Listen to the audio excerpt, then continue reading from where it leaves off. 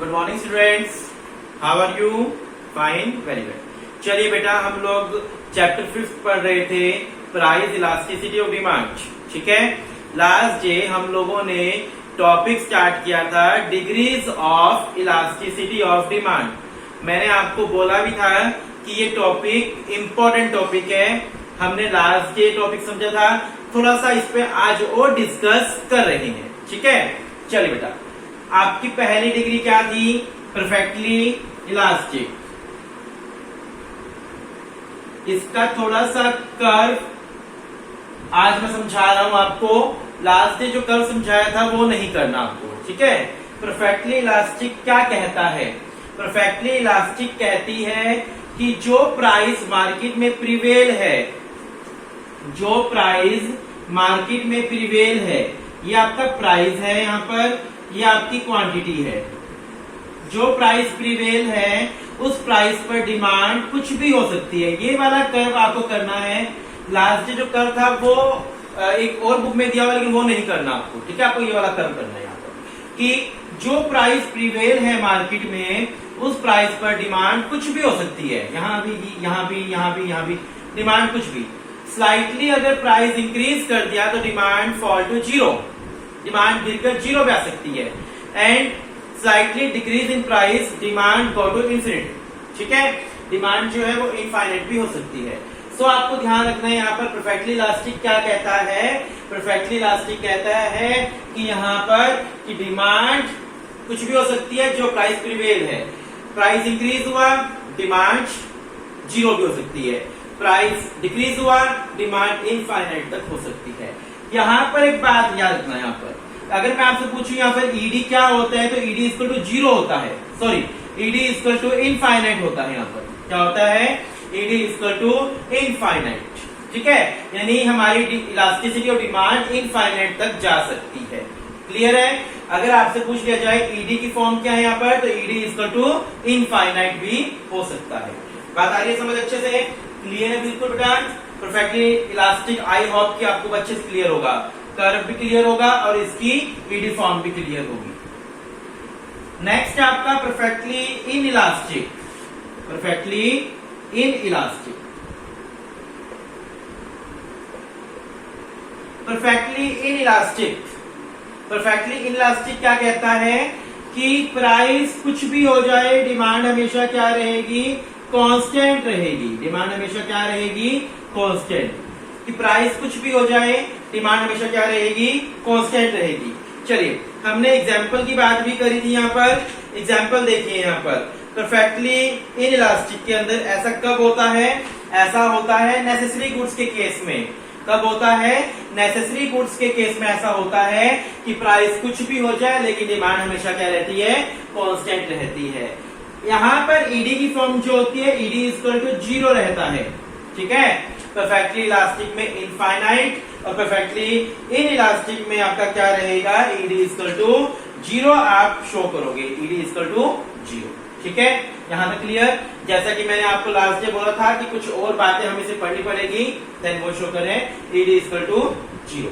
ठीक है, perfectly inelastic. और एग्जाम्पल क्या बोला हम लोगों ने? कहां पर होता है ये वाला केस? नेसेसरी गुड्स के केस में ऐसा होता है। नेसेसरी गुड्स के प्राइस कुछ भी इंक्रीज या डिक्रीज हो जाए, demand does not matter, demand आपकी उतनी ही रहती है। यूनिटरी इलास्टिक, थर्ड क्या था आपका? Unitary elastic. यूनिटरी इलास्टिक क्या होता है? यूनिटरी इलास्टिक कहता है जितने परसेंट प्राइस में चेंज, उतना ही डिमांड में change. Equal change both in price and demand. अगर 10% प्राइस इंक्रीज हो रहे हैं तो 10% डिमांड डिक्रीज होना क्या कहलाएगा? यूनिटरी इलास्टिक कहलाता है। ठीक है, गॉट इट? समझ गए? Equal change both in price and demand. ठीक है, यहां पर हम ईडी को शो करते हैं, ईडी इक्वल टू 1। जो ईडी रहती है हमारी वो किसके इक्वल रहती है? ईडी इक्वल टू 1 लेकर चलते हैं, ईडी इक्वल टू 1। ठीक है, क्लियर है? यहाँ पर फोर्थ था आपका ग्रेटर देन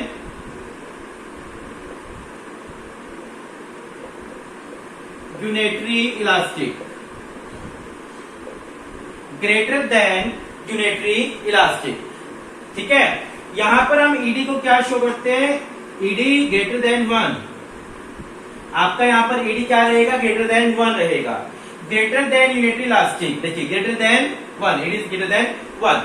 क्या कहता था ये पॉइंट कि प्राइस में थोड़ा सा चेंज और डिमांड में बहुत ज्यादा चेंज, मतलब प्राइस आपके थोड़े से डिक्रीज हुए और डिमांड बहुत ज्यादा इंक्रीज हो गई, वो क्या कहलाएगी, ग्रेटर देन यूनिटरी इलास्टिक।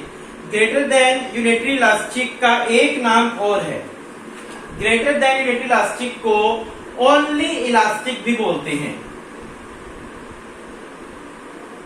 क्या बोलते हैं, only elastic.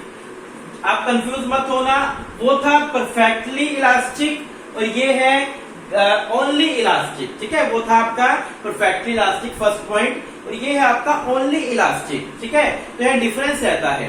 Greater than unitary elastic को आप लोग ओनली इलास्टिक भी बोलते हैं, ओनली मतलब ओनली इलास्टिक बोलते हैं। ठीक है, ग्रेटर देन यूनिटरी इलास्टिक जो है वो इलास्टिक भी कहलाता है। ठीक है, यहाँ पर ईडी क्या रहेगा, ग्रेटर देन 1 रहेगा। इसका मतलब क्या था, थोड़ा सा प्राइस में चेंज लेकिन डिमांड में बहुत ज्यादा change.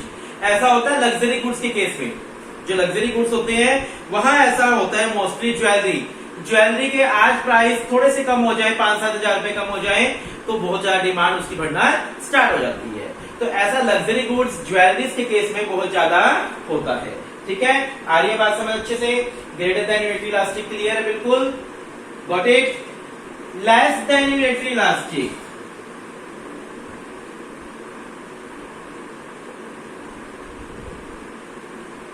Less than unitary elastic, इसको रहता है ईडी लेस देन 1।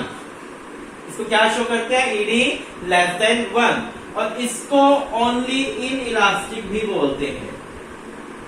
क्या बोलते हैं, only in elastic. Less than unitary elastic क्या कहता था, प्राइस में बहुत ज्यादा चेंज लेकिन डिमांड में थोड़ा सा चेंज। ठीक है, प्राइस में तो बहुत ज्यादा चेंज, डिमांड में थोड़ा सा चेंज, वो क्या कहलाएगा आपका, less than unitary elastic. Less than unitary elastic, ED less than 1, ED less than 1 inelastic. So आपको यह टॉपिक क्लियर हो गया। फर्स्ट आपका क्या था, परफेक्टली इलास्टिक। परफेक्टली इलास्टिक को ईडी की फॉर्म में क्या शो करते हैं, ईडी इक्वल टू इनफाइनाइट। ठीक है, सेकंड आपका था परफेक्टली इन इलास्टिक, वहां क्या रहता है, प्राइस कुछ भी हो जाए डिमांड कांस्टेंट रहती है। ईडी की फॉर्म में वहां क्या शो करते हैं, ईडी इक्वल टू 0। ठीक है, यूनिटरी इलास्टिक में क्या रहता है, ईडी इक्वल टू 1 रहता है। ठीक है, greater than unitary elastic, ED greater than 1, और इसको ओनली इलास्टिक भी बोलते हैं। लेस देन यूनिटरी इलास्टिक, यहां क्या रहता है, ED less than 1 and then inelastic रहता है। ठीक है बेटा, आज ये चैप्टर हमारा फिनिश हो जाएगा। इसका एक लास्ट टॉपिक हो रहेगा, वो अभी हम करेंगे। देन मैं आपको जो असाइनमेंट सेंड करूंगा वो न्यूमेरिकल की करूंगा, थ्योरेटिकल क्वेश्चन नहीं करूंगा, बिकॉज इस चैप्टर में थ्योरी के अंदर 2 ही टॉपिक मेन है, एक तो डिग्रीज वाला मेन है और जो हम लोग करेंगे वो मेन है। सो इस चैप्टर के अंदर थ्योरी के अंदर आपके 2 टॉपिक है। सो मैं जो असाइनमेंट भेजूंगा आपको एक और, वो न्यूमेरिकल्स पर भेजूंगा। ठीक है बेटा,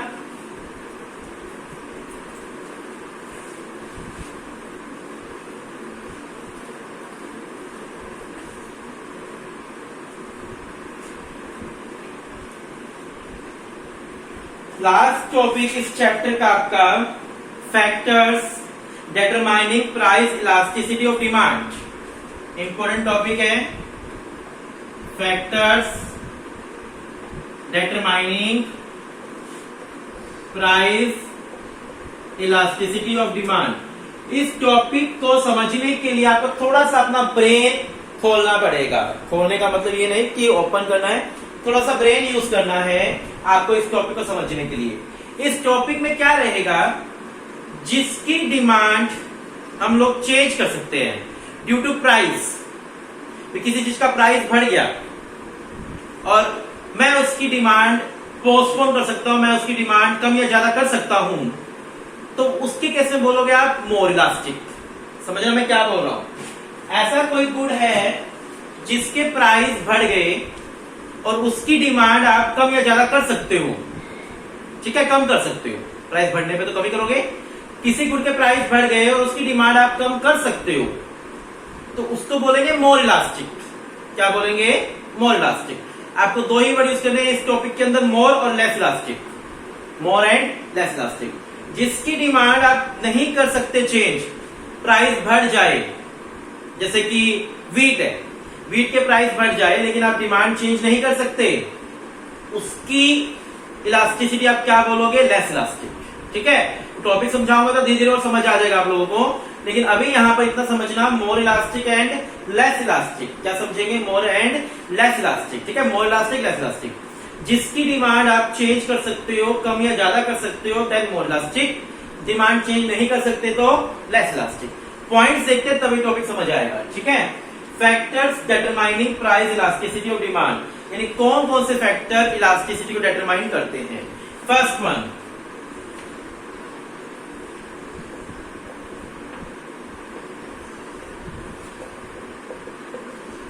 availability of substitute, availability of substitute. जिन गुड्स के सब्स्टिट्यूट अवेलेबल होते हैं, जैसे कि पेप्सोडेंट एंड कोलगेट, जैसे कि पेप्सोडेंट एंड कोलगेट। सपोज करो पेप्सोडेंट के प्राइस इंक्रीज हो गए, पेप्सोडेंट के प्राइस क्या हो गए, इंक्रीज। लोग कहां शिफ्ट हो जाएंगे, कोलगेट पे। पब्लिक कहां शिफ्ट हो जाएगी, कोलगेट पे शिफ्ट हो जाएगी। ठीक है ना, यानी पेप्सोडेंट की डिमांड क्या है, मोर इलास्टिक। कोलगेट की डिमांड क्या है, मोर इलास्टिक।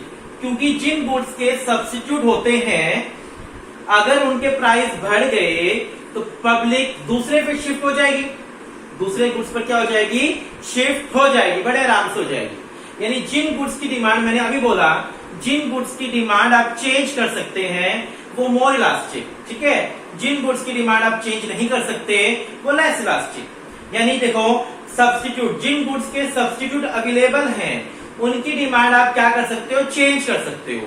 जिन गुड्स के सब्स्टिट्यूट अवेलेबल है उनकी डिमांड आप क्या कर सकते हो, चेंज कर सकते हो। यानी उनकी इलास्टिसिटी क्या है, मोर। जिन गुड्स के सब्स्टिट्यूट नहीं होते उनकी डिमांड आप चेंज नहीं कर सकते, उनकी डिमांड आपको करनी ही करनी पड़ेगी, यानी लेस इलास्टिक। ठीक है, बात आई समझ।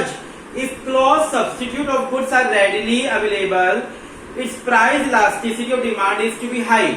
आपको सिर्फ इतना लिख के आना है, the goods which substitute are available, their elasticity will be high. The goods which substitute is not available, elasticity will be less.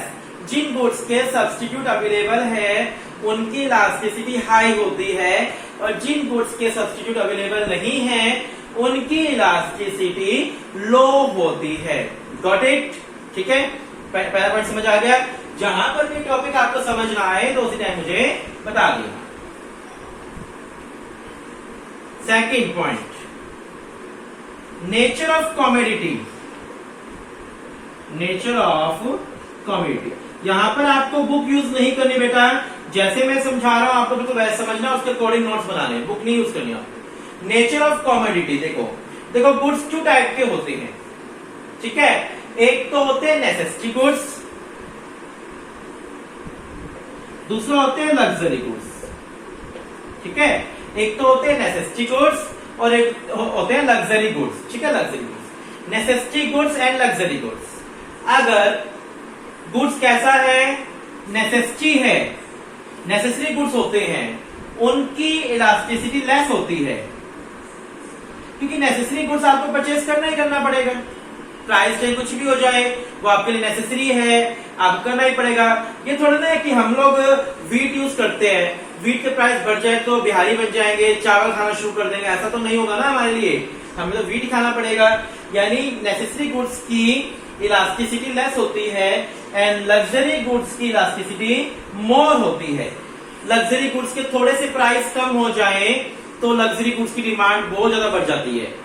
Luxury goods के प्राइस थोड़े से बढ़ जाए, गोल्ड थोड़ा सा महंगा हो गया इस टाइम पर, तो लोगों ने डिमांड बहुत ज्यादा कम कर दी। ठीक है, बात समझ आ रही है। नेसेसरी गुड्स है जिनकी डिमांड हम चेंज नहीं कर सकते, हम वीट के बदले में राइस नहीं खा सकते, अगर हम टी पीने के हैबिचुअल है तो हम कॉफी के आदि नहीं हो सकते छोड़कर, तो नेसेसरी गुड्स के केस में लेस इलास्टिक होती है ईडी, और लग्जरी गुड्स के केस में मोर इलास्टिक होती है ईडी। ठीक है, आ रही है बात समझ, दोनों पॉइंट क्लियर अच्छे से। ये टॉपिक थोड़ा सा आपको ध्यान समझना पड़ेगा, इंपॉर्टेंट टॉपिक है। पहला पॉइंट क्या था, सब्स्टिट्यूट। जिनके सब्स्टिट्यूट अवेलेबल होते हैं उनकी डिमांड मोर इलास्टिक, जिनके सब्स्टिट्यूट अवेलेबल नहीं होते उनकी डिमांड लेस इलास्टिक होती है। ठीक है, और अगर नेसेसिटी गुड है तो लेस इलास्टिक, लग्जरी गुड है तो आपकी डिमांड क्या रहेगी, मोर इलास्टिक, यहां पर आपकी डिमांड रहेगी। ठीक है, देखिए थर्ड पॉइंट, हैबिट। अगर आप किसी चीज के हैबिचुअल हैं, अगर आप किसी चीज के क्या हैं, हैबिचुअल है, हैबिट है आपको चीज यूज करने की, तो price does not matter, price matter नहीं करेगा। वहां बंदा उस चीज को परचेज करेगा चाहे प्राइस कुछ भी हो जाए। जैसे मान लो कोई पर्सन स्मोकिंग का हैबिचुअल है तो प्राइस उसके लिए मैटर नहीं करेगा, प्राइस कितने भी हो जाए सिगरेट के, वो स्मोक करेगा। यानी अगर एक पर्सन हैबिचुअल कस्टमर है तो हैबिचुअल कस्टमर के लिए प्राइस कोई मैटर नहीं कर रहा, यानी वहां पर डिमांड क्या रहेगी, ईडी क्या रहेगी, लेस। हैबिट के केस में ईडी क्या रहेगी, लेस रहेगी, वहां कोई फर्क नहीं पड़ेगा, आप डिमांड चेंज नहीं करोगे, लेस इलास्टिक रहेगी डिमांड। ठीक है, लेस चेंज रहेगी। Habit, number of uses. Next point क्या आपका, नंबर ऑफ यूजेस। जिन गुड्स के बहुत सारे यूज होते हैं, कोई ऐसा गुड है जिनके बहुत सारे यूज होते हैं, तो उनकी डिमांड रहेगी more elastic. Number of uses, जिन गुड्स के बहुत सारे यूज होते हैं उनकी डिमांड मोर इलास्टिक रहेगी। कैसे, मान लो कि मिल्क है, मिल्क के प्राइस कम हो जाए, और मिल्क के बहुत सारे यूज है। ठीक है, मिल्क से आप पनीर भी खा सकते हो, लस्सी, दूध, रसगुल्ले, ठीक है, बहुत सारी चीज खा सकते हो। अगर मान लो मिल्क के रेट कम हो जाए, मिल्क के रेट क्या हो जाए, कम हो जाए, तो उसकी डिमांड बढ़ जाएगी, क्योंकि लोग सोचेंगे दूध के रेट कम हो गए हैं तो इसे ये बनाकर भी खा ले, वो बनाकर भी खा ले। ठीक है, तो जिन गुड्स के बहुत सारे यूज होते हैं उनकी डिमांड ज्यादा इलास्टिक होती है, चेंजेबल होती है। जिन गुड्स के कम यूज होते हैं उनकी डिमांड लेस इलास्टिक होती है। ठीक है, अब इलेक्ट्रिसिटी का जो है बहुत ही कम यूज है। अभी थोड़ा ना इलेक्ट्रिसिटी के रेट कम हो जाए तो हम सारे घर की लाइटें चला के छोड़ देंगे दिन में, ऐसा तो नहीं होता ना। तो जिन गुड्स के बहुत सारे यूज होते हैं उनकी डिमांड मोर इलास्टिक होती है, जिन गुड्स के लेस यूज होते हैं उनकी डिमांड लेस इलास्टिक होती है। ठीक है, क्लियर बिल्कुल। Fifth point, postpone of consumption. जिन गुड्स का कंजप्शन आप पोस्टपोन कर सकते हो, चेंज कर सकते हो, मतलब आज ना करके कल मैं खरीद लूं, तो उनकी डिमांड मोर इलास्टिक। नेचुरल सी बात है कि किसी गुड्स के रेट बढ़ गए और मुझे लग रहा है कि कल ये सस्ता हो सकता है, मैं इसको आज ना परचेज करके कल परचेज कर लूं तो मेरा काम चल जाएगा, तो उनकी डिमांड मोर इलास्टिक। जिन गुड्स का आप पोस्टपोन कर सकते हो कंजप्शन, उनकी डिमांड मोर इलास्टिक। जिन गुड्स की कंजप्शन आप पोस्टपोन नहीं कर सकते उनकी डिमांड लेस इलास्टिक। तो क्लियर, आपको 5 के पॉइंट क्लियर है। चलिए आज के टॉपिक में हम लोग इसको 5 पॉइंट ही करते हैं। ठीक है, एक दिन का टॉपिक और ले लेंगे हम लोग इस पे, कोई बात नहीं, थोड़े से कुछ पॉइंट्स रह गए वो लोग हम कल कर लेंगे। ऐसा नहीं है कि भाग कर करें, समझ के ना करें, समझ कर करेंगे इस चीज को। न्यूमेरिकल भी कल डिस्कस कर लेंगे, एक दिन और हम इस टॉपिक पर ले लेंगे, कोई बात नहीं। तो तीनों पॉइंट क्लियर है कि अगर हैबिचुअल है कस्टमर हैबिचुअल है, then in that case demand क्या रहेगी, लेस इलास्टिक रहेगी। नंबर ऑफ यूजेस, अगर गुड्स के बहुत सारे यूजेस है, किसी गुड के बहुत सारे यूजेस है, तो डिमांड क्या रहेगी उसकी, मोर इलास्टिक रहेगी। ठीक है, अगर किसी गुड के लेस यूज है तो लेस इलास्टिक रहेगी। पोस्टपोन ऑफ कंजप्शन, अगर किसी गुड का कंजप्शन आप पोस्टपोन कर सकते हो तो डिमांड मोर इलास्टिक। जिन गुड्स का कंजप्शन हम पोस्टपोन नहीं कर सकते तो डिमांड क्या रहेगी, लेस इलास्टिक आपकी रहेगी। आ रही है बात समझ अच्छे से, क्लियर टॉपिक बिल्कुल 5 पॉइंट क्लियर है, ये अच्छे समझना है, फिर भी कोई डाउट लगे तो मेरे से हेल्प ले लेना। थैंक यू बेटा, हैव अ नाइस डे।